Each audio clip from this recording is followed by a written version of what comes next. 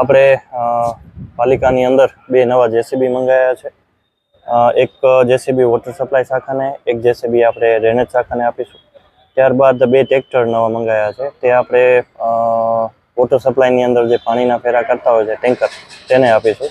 અને 5 જે છોટા હાથી છકડા મંગાવેલા છે, જે આપણે નગરપાલિકાએ ભાડે રાખેલા હતા, વર્ષોથી ભાડે હાલતા હતા, પણ 15મા નાણાં પંચની અંદર આપણને આ ગ્રાન્ટ મળતા આપણે ઓનલાઈન ટેન્ડર કરેલા હતા અને ત્યારબાદ ઓનલાઈન ટેન્ડર કરી અને જે L1 પાર્ટીને કોટ થયેલા હતા તેને આપણે આ ઓર્ડર આપેલો હતો અને આજરોજ આ આપણે વાહનોનું આપણે પૂજન કરી અને ભુજ નગરપાલિકાએ સમગ્ર શહેર માટે અર્પણ કરેલા હતા।